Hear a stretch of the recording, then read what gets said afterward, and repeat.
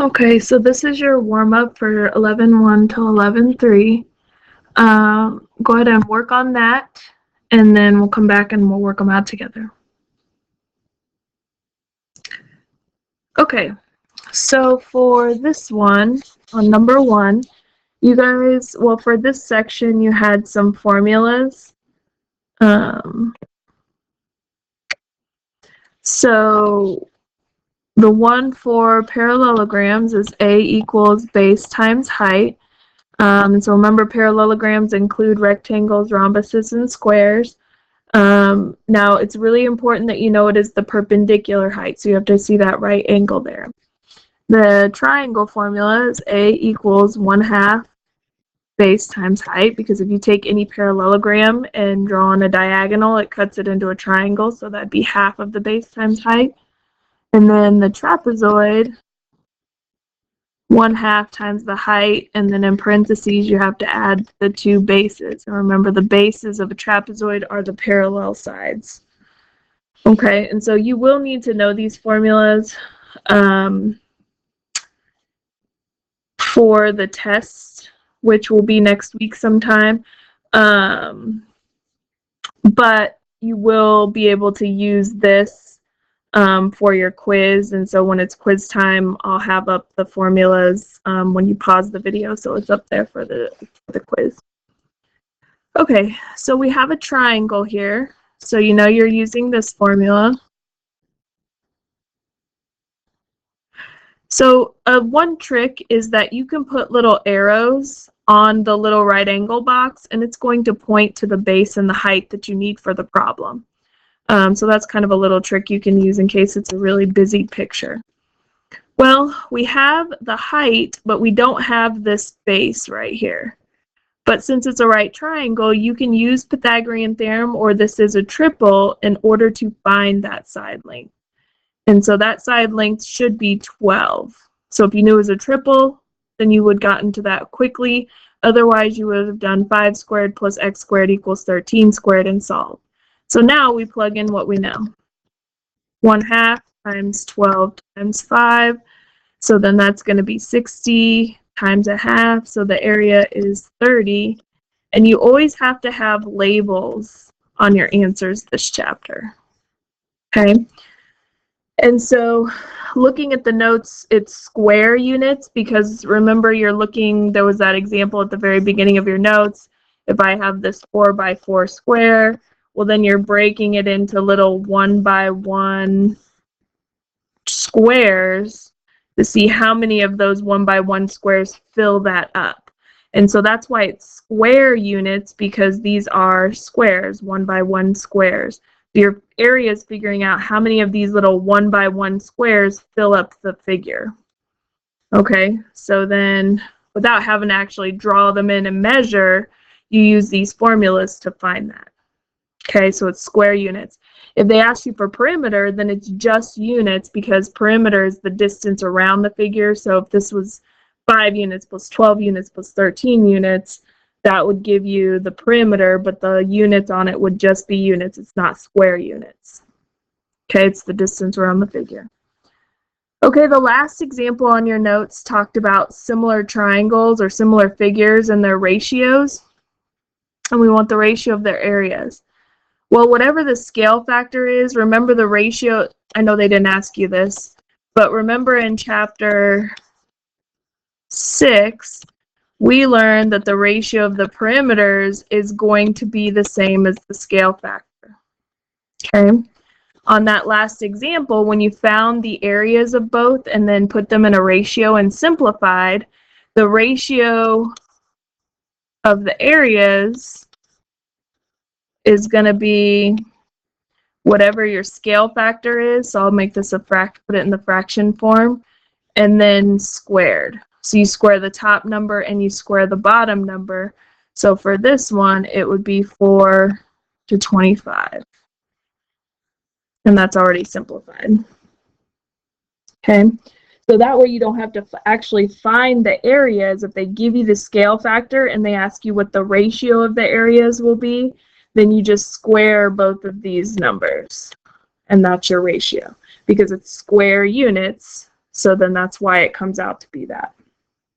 Okay, and then on this one we have a trapezoid, so then we draw this in because we don't know the height. So actually this and this are the same. Those would be the height because you've got that perpendicular there. The little trick there, you're pointing, these are the two bases, which are your parallel sides, and this is the height. So in order to find the height, I'm going to draw this in so that I have a rectangle and a right triangle. Okay, you can do that with trapezoids if you need to find something. Okay, so I do know I need this formula.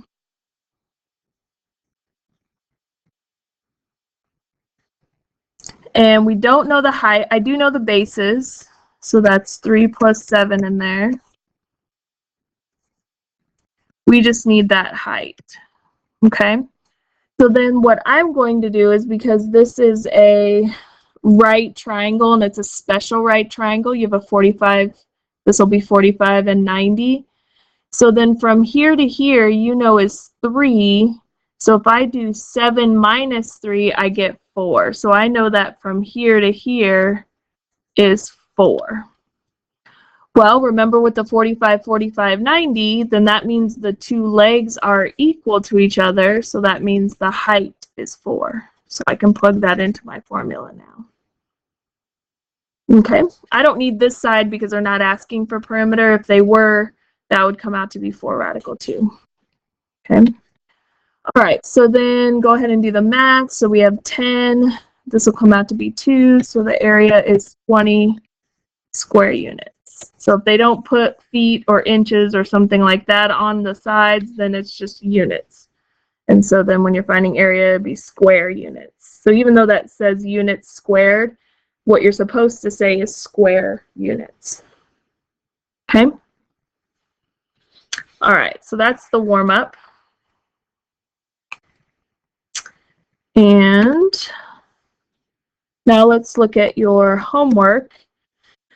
And I have 4 problems here, and I'm thinking that I forgot to put the answer to number 19 on there, so that's why I chose this to be one of the problems. I don't remember if I actually did this one. So on 19, the area of a triangle is 4 square feet. Oops. So we know that A is 4 square feet. And I'm going to draw myself the triangle. I don't know if it's right, acute, or obtuse, but that doesn't matter. It says the height of the triangle. So if I drew in the height of the triangle is half its base. So if this base is, let's call that B. So I know that the height is half of B. Okay, so I'm going to rewrite H. I know it's half of the base, so 1/2 times B. Okay, well, I know the area of a triangle is 1/2 times base times height. So I'm going to plug in everything I know. So the area is 4. The base is just B. And instead of using H, I'm going to use this 1/2 the base like this, so that I only have one variable to solve for. Okay, so then let's multiply these. So it gives us 1/4, and then B times B is B squared. And that all is supposed to equal 4. All right, well, let's do algebra. We're going to get rid of the 1/4, which is equivalent to multiplying by the reciprocal, which would be 4. So then I get B squared equals 16. Then we square root to solve. Now remember, technically you get positive or negative 4 as your answer, but since we're doing side lengths, the negative doesn't work. So we know that the base is 4. And so then to get the height, we plug it back in here. So 1/2 times the base, which would be 2. Now we can always double check this. If I plug this back in, I get 1/2 times 4 times 2 does give me 4 square feet. Okay, so the big thing was here knowing that the height is half the base. Okay, on number 23, this picture is very confusing, but if you just outline the outside part here and ignore all those other lines, you have a trapezoid because this side is parallel to this side and these are not parallel to each other. So if you ignore all the other stuff, you've got a trapezoid. So I'm going to use this formula.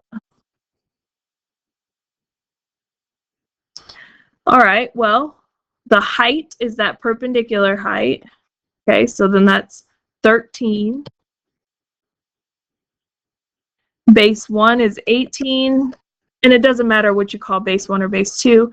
And now from here to here is 18 because if they are showing you that this is a parallelogram here. Remember, in a parallelogram, opposite sides are congruent. So from there to there is 18.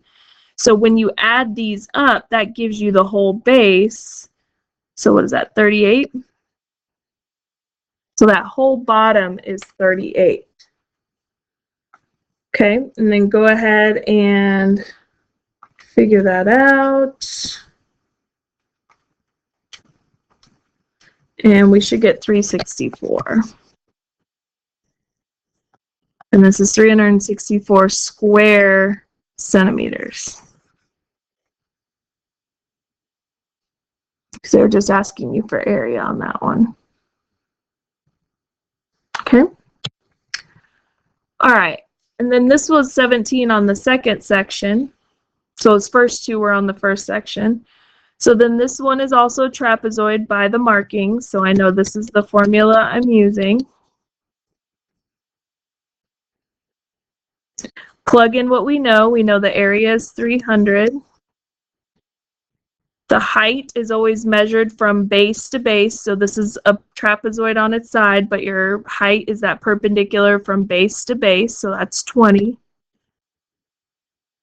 One of the bases is 10 and the other base is x. Well, let's do the algebra. So that'd be 10 times 10 plus x. So 300, you can distribute, subtract.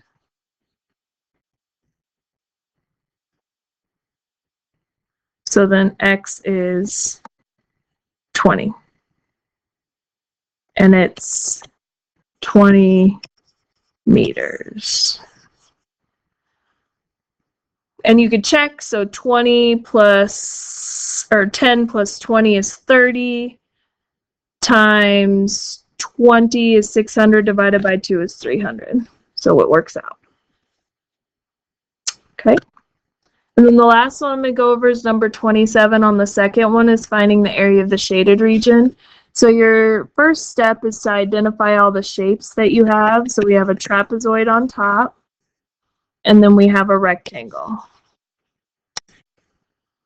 So you will need to show your work for each of those and then figure out what your final answer is with the label. So for the trapezoid, we use this formula.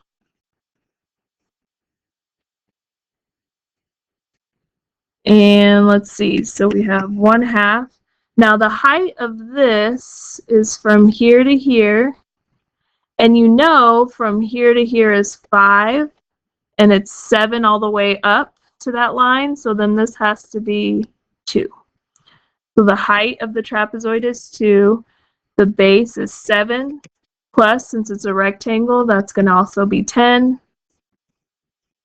And then you plug that in. So then 10 plus 7 is 17. This comes out to be 1. So the area is 17. I'm not going to put a label on just yet because that's not my final answer. Okay, the rectangle, that's area equals base times height, which would be 10 times 5. It's 50. So then the shaded this time, you're going to add those because everything's shaded in. Nothing's cut out of the other. So then 17 plus 50 gives us 67 square units, the total area. Now, when a shape is cut out of another shape, then you have to subtract the areas, the bigger area minus the part that's cut out, the smaller part cut out. Okay? All right. So go ahead and clear off your desk except for a pencil and a calculator, and then have somebody go get your dividers for the quiz, and I will write your formulas up here. They'll be given to you for this quiz, but they will not be given to you on the test next week.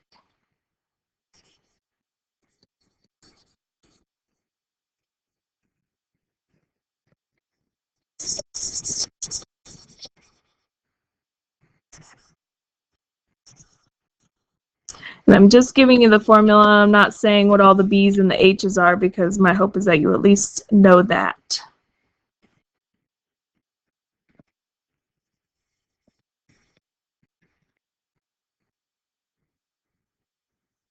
And your H's always have to be that perpendicular height.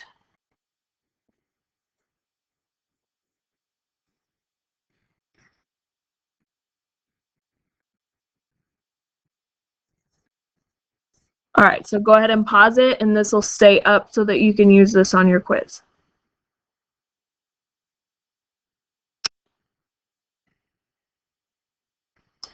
All right, so here are the two essential questions for today for 11.4 and 11.5. How do you find the length of an arc, and how do you find the area of a sector? So your first main idea is circumference of a circle. And throughout this, you can have the substitute pause whenever you need some more time to write down. So you may have to let the substitute know when that is. All right, so the first term is circumference of a circle. And the circumference is the distance around the outside edge of the circle. So it's the perimeter of the circle, but we don't call it perimeter. We call it circumference. So remember the relationship between the diameter and the radius. So the diameter is a chord that goes through the center, and the radius goes from a center to a point on the edge or on the circle. And the radius is always half the diameter. So you have to remember those relationships. Now these two formulas are equivalent to each other. Circumference of a circle. Circumference could be 2 times pi times radius. Or you can use pi times diameter, because 2 times the radius is the same number as the diameter. So these equations are equivalent. It's up to you which one you want to use. If you have the diameter, then you might want to use this one. If you have the radius, you got to double it and then multiply it by pi. So pi is in there. It's a irrational number because it goes on forever and never repeats. So if they ask us to leave it as an exact answer, we leave pi in the answer. If it asks us for an approximate answer, then you will always plug into your calculator 3.14. That's the approximation that we use for that. And I should put approximately 3.14. Because not everybody has a pi button, and we just all want to get the same answer. So if they ask you for the approximate, you need to use 3.14 for pi.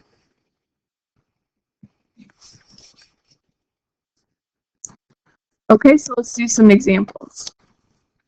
Okay.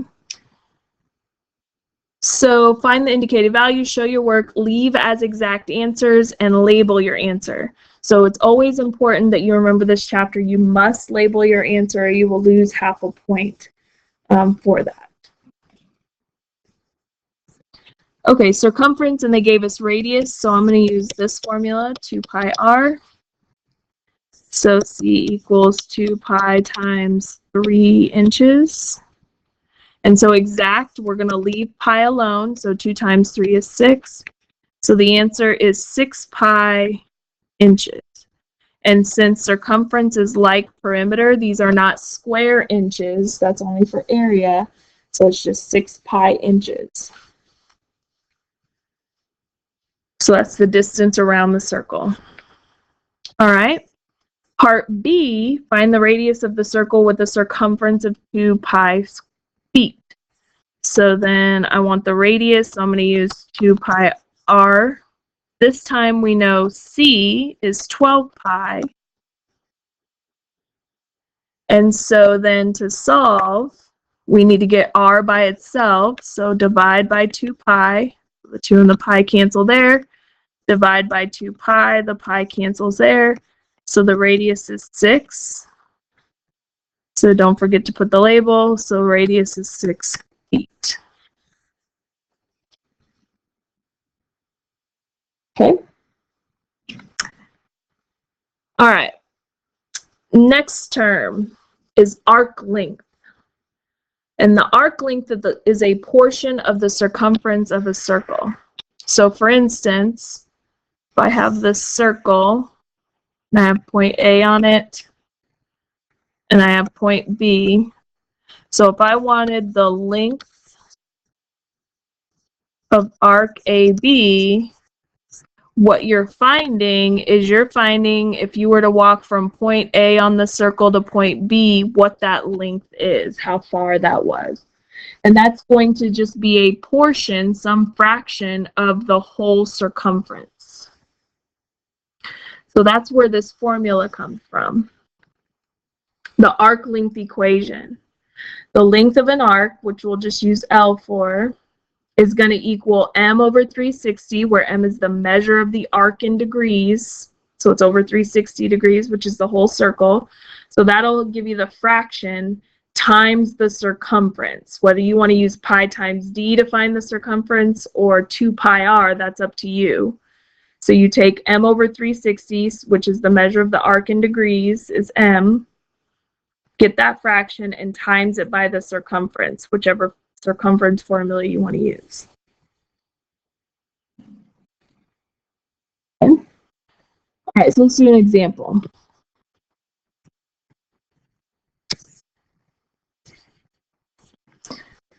Now, this tells us in the directions, show your work, give exact and approximate answers. So use 3.14 for pi for the approximate answer.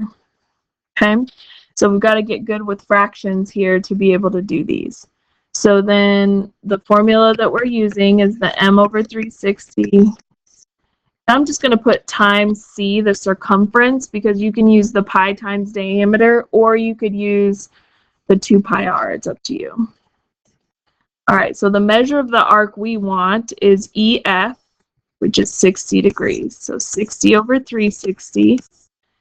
And I'll use the 2 pi r since I have the radius. 2 pi times 11. Okay. All right, well, this simplifies because I'm going to do the exact answer first. You can divide top and bottom by 10 and then simplify that to 1/6. 2 times 11, and we'll keep pi, so that'll be 22 pi. And I'm going to make this a fraction since I have a fraction in front. And you can make any number a fraction by putting a 1 underneath it.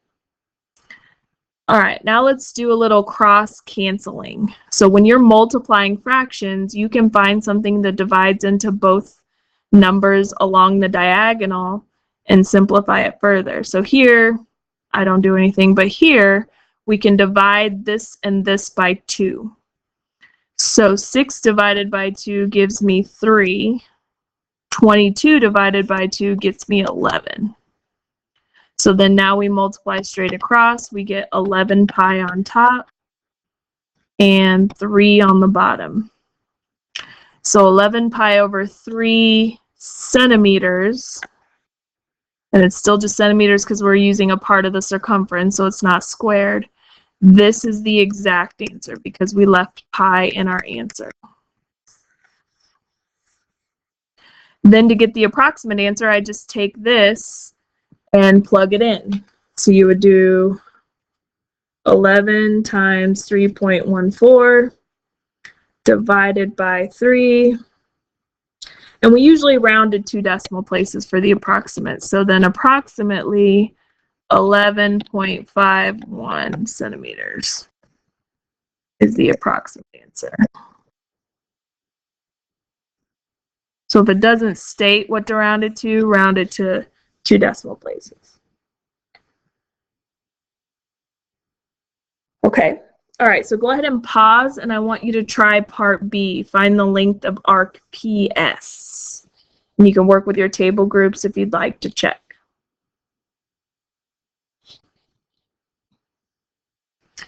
Okay, so let's check your work. So you should use the m over 360 times the circumference. Now we want PS, and this is a diameter, so this is a semicircle. So you first had to do 360 minus the 180 minus 75, which is 105. So 105 over 360 times, and then 9 is the whole diameter. So when they put it in the middle here and they draw the whole diameter, that's the whole thing. So I'll use the pi times diameter formula for circumference.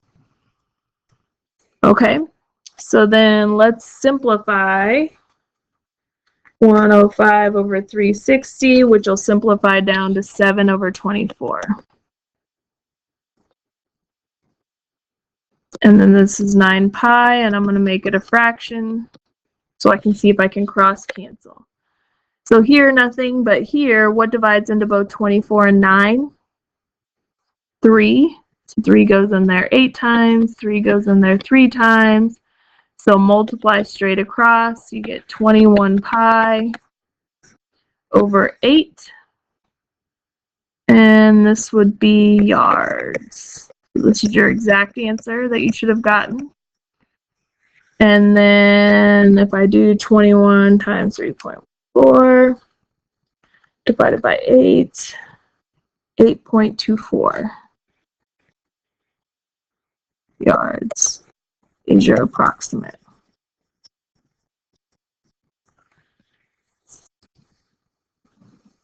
Okay?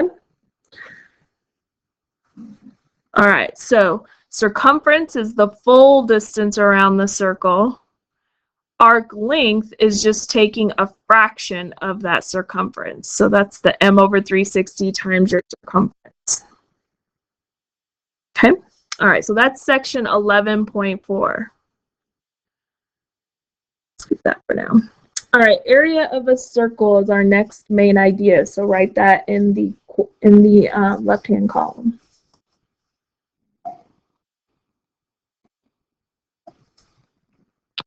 All right, so area, remember, is finding the number of little 1 by 1 squares that fits into it. So the area of a circle is pi times radius squared, or pi times r squared, where r is the radius still.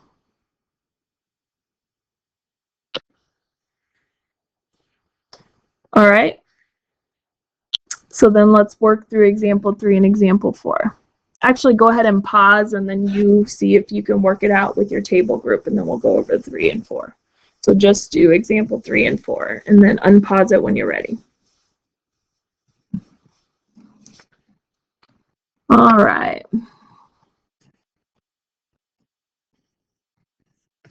All right, so for example 3, it says find the area of a circle with a diameter of 8. Now, area, there is no diameter equation like there was with the circumference one, where you could use the diameter or you could use the radius, and there's equivalent ones. These, you have to use the radius. So if the diameter is 8, what's the radius? 4. Okay, so then A equals pi times 4 squared. So we're leaving it as exact. So you should have gotten 16 pi square centimeters, because this is area. Okay. And then example 4, they gave you the area and want you to find the radius. So we're using this formula. A is 49 pi. So you should have divided both sides by pi to get rid of the pi's. So radius squared equals 49. Square root. Remember, you would get positive or negative 7, but only the positive answer makes sense. So it should be 7 units. Now, if you forgot your labels on either one of these, you would have lost half a point. Since this is just the radius, it's not square units, because only the area was square units. This is just units. Okay. All right, next term is sector of a circle.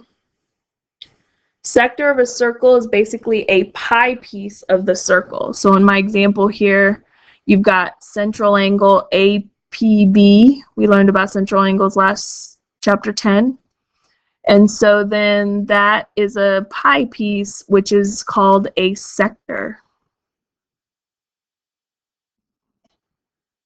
So then to find the area of that sector, we find the whole area of the circle and multiply it by some fraction, like we did with the length of an arc. So the area of a sector is m over 360, so that m is the measure of the arc in degrees again, so that's the fraction, times the area of the circle, pi times radius squared. So area of a sector, you have to find the full area, pi r squared, but then multiply it by the fraction of the circle that you care about. Okay, so example 5. Find the area of the sector formed by angle UTV, so that's this pi piece here.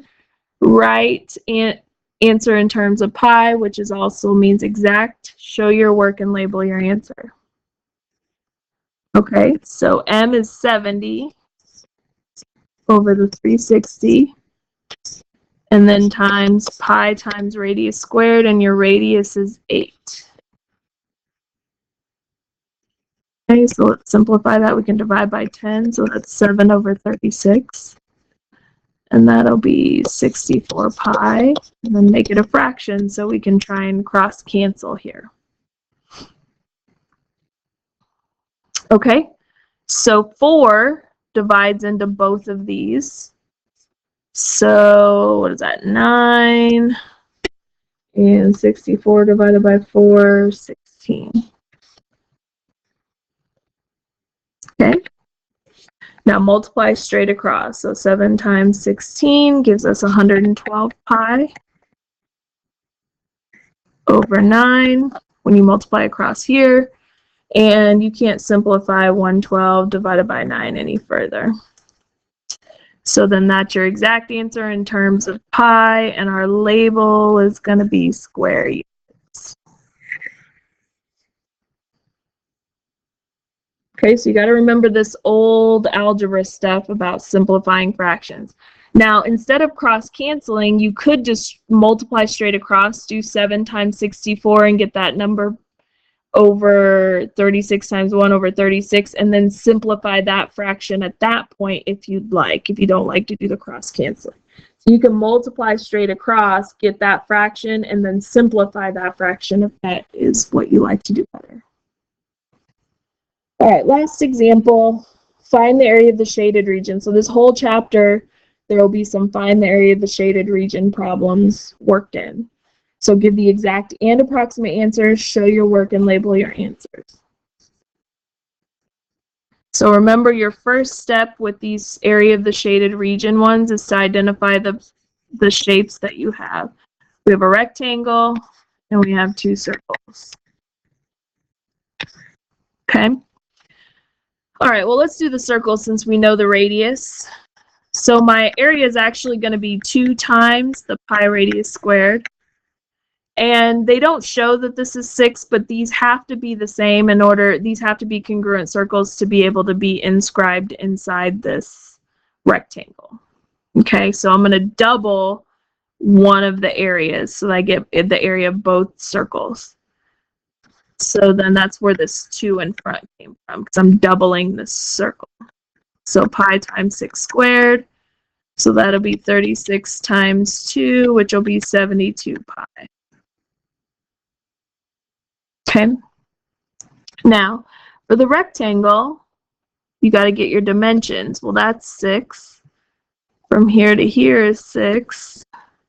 And from here to here is 6. So what's this whole side length going to be?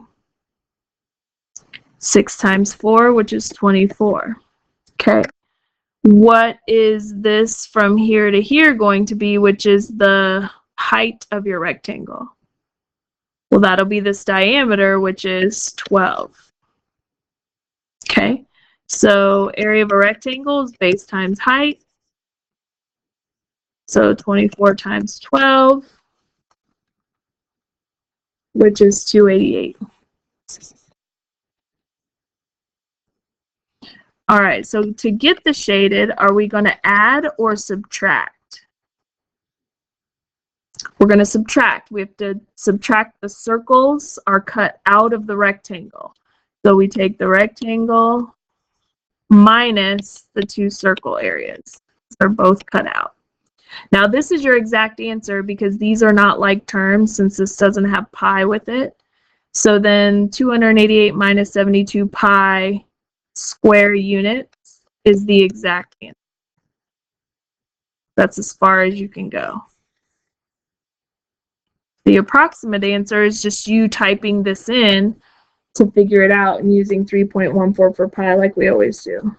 288 minus 72 times 3.14. And that gives you about 61.92 square units. That's your approximate. I always think it's easier to do the exact first, leave pi alone, and then figure out what that answer is, and then just typing that into your calculator to get the approximate. Okay. All right, so that is it for sections 11.4, 11.5. Do a repetition in your notes, and then work on your 11.4, 11.5 bookwork. The answers are posted on Schoology to be able to check, and then you'll have a quiz tomorrow over this. Okay.